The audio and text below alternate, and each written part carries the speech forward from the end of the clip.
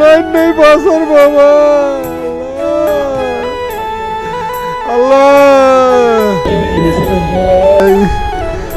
আগুন লাগে সব পুড়ে গেছে বাবা, কিছু নাই, গরিব মানুষ আমি, অসহায় মানুষ, কষ্ট করে ঈদের বাজার কোনো ক্যাশ কিনুন কিছু নাই বাবা, আমার চলার মতো কি করবো বাবা। কত টাকার ক্ষয়ক্ষতি হয়েছে আপনার এরকম? বাবা 15 লাখ টাকার মাল ছিল দোকানে। কি দোকান ছিল? মশলা আইটেম, মশলা আইটেম, মুদি মশলা দুটোটা মিলাইয়া 15 লাখ টাকার মাল ছিল বাবা দোকানে। গরিব মানুষ বাবা, আমি কষ্ট করে করেছি, সব শেষ আমার বাবা, আমার বাসার কোনো লাইন নাই। আসসালামু আলাইকুম।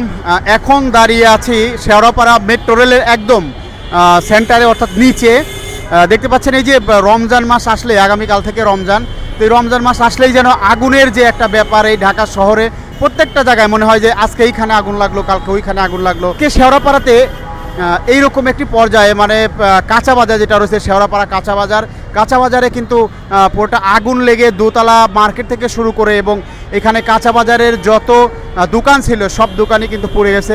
আমরা যদি কথা বলছি যে এখানে অনেকের সাথে কথা বললাম, তারা বললো যে রাত 2টার দিকে কিন্তু এই আগুন লাগে এইখানে, কিন্তু ওই আগুন নিয়ন্ত্রণে আনতে আনতে কিন্তু ভোর 4টা বেজে যায়। আমার দোকানে মুরগি ছিল ভাই, আমার দোকানে তেমন মুরগি ছিল না, মাল সামানা ছিল, সিলিন্ডার আর ওই যে মেশিন টেশিং সব শেষ। আমাদের এই বাজারে মুরগির দোকান ছিল 5টার মধ্যে 3টা দোকান হলো সিলিন্ডার আছে, মানে কারেন্টের লাইনের তে লাগতে সিলিন্ডার যখন লাগছে, সিলিন্ডার ভাস্ট হতো, পুরো দোকানটা হলো ভাস্ট হয়ে গেছে। এদিক দিয়ে হলো ক্ষতিটা বেশি হয়েছে, নাহলে এতটা ক্ষতি হইতো না। সূত্রপাতটা কোন জায়গা থেকে জানতে পেরেছেন? সূত্রপাতটা দারোয়ানে যা বলছে যে মুড়ির দোকানে নাকি ইলেকট্রিক শর্টে আগুন লাগছে। এখন ওখান থেকে যদি ইলেকট্রিক শর্টে লাগে এত দূর দৌড়ানোর কথা না, কীভাবে ধরে যেটা এখন আমরা জানি না, কিন্তু লাগছে অনেক ভয়াবহভাবে, অনেক পুরোটা শেষ কল হয়ে গেছে।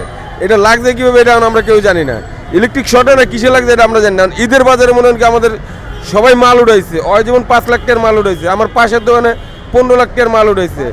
তারপর কিছুদিন আগে আমার পাশে আরেকটা দোকান, ও মনে করেন কি সপ্তাহখানেক হয়েছে দোকান নিচ্ছে 7 লাখ টাকা দেওয়া, ওও মাল উঠেছে। তাহলে এটি সব শেষ, মানুষজন নিঃস্ব হয়ে গেছে। যে জাগতে দেনা করে মাল টাল নিচ্ছে, এখন কী করবে এটা আল্লাহ মাহবুব জানে। সরকার থেকে কোনো ক্ষতিপূরণের কিছু আসে নাই, এখন এটা নিয়ে আমরা টেনশনে আছি, কী করবো এখন আল্লাহ বারান। মার্কেট কবে চালু হয়, সামনে ঈদ, সবাই তো বাল বাচ্চা আছে, সংসার আছে, সবার পরিবার আছে, সবাই এখন নিঃস্ব হয়ে গেছে। এখন কত হলো ভিক্ষা থালালে হাতে হাতে ঘুরতে হবে, এরকম ছাড়া আর কিচ্ছু উপায় নাই।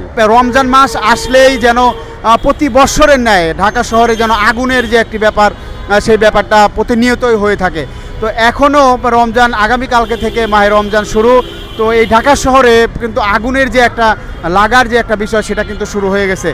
আসলে কি আমার দোকানে আপনার মশলা থেকে আপনার মদিয়া মালামাল সব হয়েছিল, রোজার মাল উঠাইছি আর কি, মশলা সব পুরো ছাই হয়ে গেছে আর কি।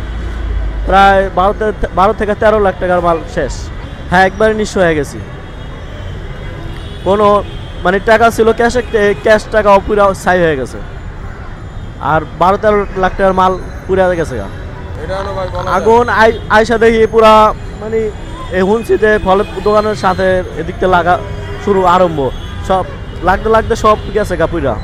আগুন কেন লাগে বা অসচেতনতার জায়গা থেকে হচ্ছে কিনা, কি কারণে আগুনগুলো লাগছে, এটা তদারকি করে এবং তদন্ত করে আসলে বের করে এটা প্রতিরোধ করা দরকার। কারণ এইখানে যারা আছে তারা বলছে যে অনেক ক্ষয়ক্ষতির পরিমাণ কিন্তু অনেক হয়েছে, যা ছিল এখানে কোনো কিছুই তারা রক্ষা করতে পারেনি। আমি যদি পিছনে একটু দেখাই, চাউল ডাউল থেকে শুরু করে এমনকি এখানে তরমুজ এবং কাঁচা সবজি যা ছিল সেগুলো কিন্তু আসলে পুড়ে গেছে। শুধু তাই নয়, এইখানে যে বাটার শোরুম রয়েছে, বাটার শোরুম সহ বিভিন্ন ধরনের মার্কেটে, এক কথায় মার্কেটে যত ধরনের জিনিস থাকে এখানে পুড়ে কিন্তু শেষ হয়ে গেছে। অর্থাৎ একটা কথা বলতে চাই যে এই আগুনের যে প্রতি বৎসরের ন্যায় যে এই রমজান মাস আসলে প্রত্যেকটা জায়গাতেই আজকে এইখানে কালকে ওইখানে আগুন লাগার যে একটা বিষয় ব্যাপারটা, এই ব্যাপারটা কিন্তু ঘটে থাকে ঢাকা শহরে। তো এইরকম অনাকাঙ্ক্ষিত ঘটনা যেন আর না ঘটে, সেজন্যই এটা তদন্ত করে বের করা উচিত যে প্রতিনিয়ত আসলে কেন আগুনের এরকম লাগার যে একটি বিষয়, এই বিষয়টা প্রতিফলিত হচ্ছে।